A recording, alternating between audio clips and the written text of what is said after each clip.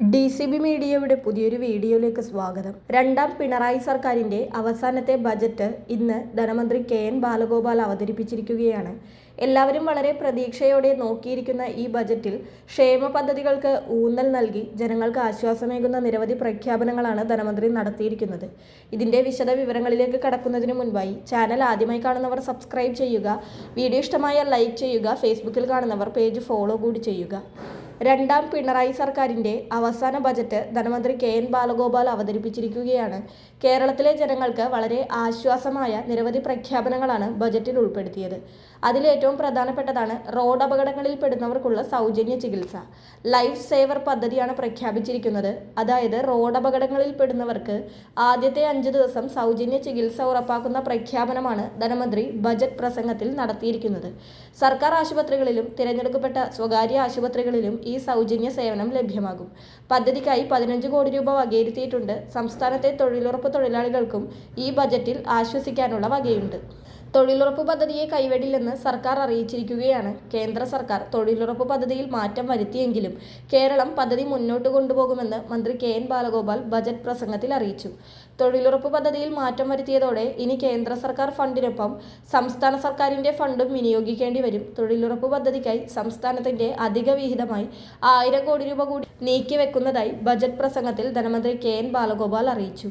അതോടൊപ്പം രണ്ടാം പിണറായി സർക്കാരിൻ്റെ അവസാന ബജറ്റിൽ കോളേജ് വിദ്യാർത്ഥികൾക്കായി ശ്രദ്ധേയമായ പ്രഖ്യാപനമാണ് ഉണ്ടായിരിക്കുന്നത്.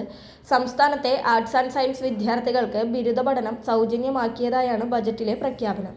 നിലവിൽ 1-ാം ക്ലാസ് മുതൽ 12-ാം ക്ലാസ് വരെയാണ് കേരളത്തിൽ സൗജന്യ വിദ്യാഭ്യാസം നൽകിയിരുന്നത്. ഇതിനു പുറമെയാണ് ഇപ്പോൾ ആർട്സ് ആൻഡ് സയൻസ് വിദ്യാർത്ഥികൾക്കും ബിരുദ പഠനം സൗജന്യമാക്കിയിരിക്കുന്നത്. അതോടൊപ്പം സ്കൂൾ വിദ്യാർത്ഥികൾക്ക് അപകട ഇൻഷുറൻസ് പ്രഖ്യാപിച്ചിരിക്കുകയാണ്. 1-ാം ക്ലാസ് മുതൽ 12-ാം ക്ലാസ് വരെയുള്ള വിദ്യാർത്ഥികൾക്കായാണ് പുതിയ ഇൻഷുറൻസ് പ്രഖ്യാപനം. വർഷം 15 കോടി ഇതിൻ്റെ പ്രീമിയമായി വേണ്ടിവരുമെന്നാണ് കണക്കുകൂട്ടൽ.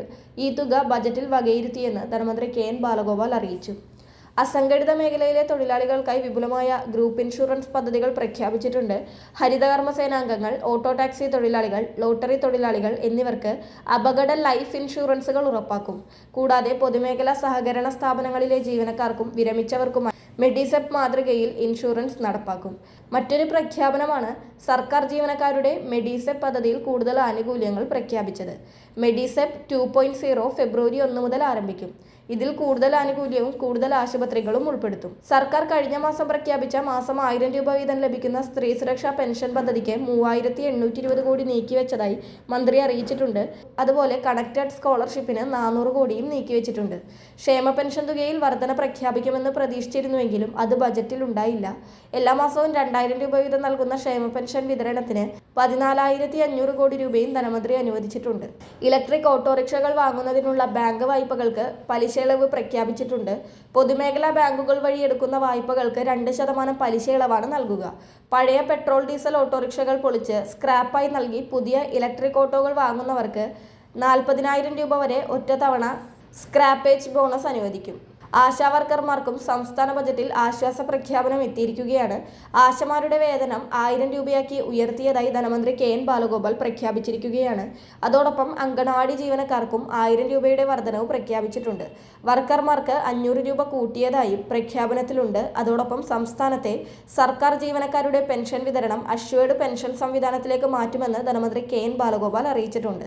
നിലവിലുള്ള ദേശീയ പെൻഷൻ പദ്ധതിക്ക് ബദലായി ജീവനക്കാർക്ക് നിശ്ചിത തുക പെൻഷൻ ഉറപ്പു നൽകുന്ന അഷ്വേർഡ് പെൻഷൻ സംവിധാനം ഏപ്രിൽ മുതൽ നടപ്പിലാക്കും. രണ്ടാം പിണറായി സർക്കാരിൻ്റെ അവസാന ബജറ്റിലെ ഏറ്റവും നിർണായകമായ തീരുമാനങ്ങളിലൊന്നാണിത്. വിരമിക്കുന്നതിന് തൊട്ടുമുൻപ് വാങ്ങിയ അടിസ്ഥാന ശമ്പളത്തിൻ്റെ 50% തുക പെൻഷനായി സർക്കാർ ഉറപ്പു നൽകുന്നു. ജീവനക്കാരുടെയും സർക്കാരിൻ്റെയും വിഹിതം ഉൾപ്പെടുത്തിയാണ് പദ്ധതി നടപ്പിലാക്കുന്നത്. ഈ തുക ഓഹരി വിപണിയിൽ നിക്ഷേപിക്കും. ഓഹരി വിപണിയിൽ ഇടിവുണ്ടായാലും ജീവനക്കാരന് ലഭിക്കേണ്ട പകുതി ശമ്പളം സർക്കാർ ഉറപ്പാക്കും. വിപണി മികച്ച നിലയിലാണെങ്കിൽ പെൻഷൻ തുക ഉയരാനും സാധ്യതയുണ്ട്. കുറഞ്ഞത് 25 വർഷം സർവീസ് പൂർത്തിയാക്കിയവർക്കായിരിക്കും പൂർണ്ണമായ അഷ്വേർഡ് പെൻഷൻ അർഹതയുണ്ടാവുക. വളരെ പ്രധാനപ്പെട്ട ഒരു ഇൻഫർമേഷൻ മറ്റുള്ളവർക്ക് കൂടി ഷെയർ ചെയ്യുക.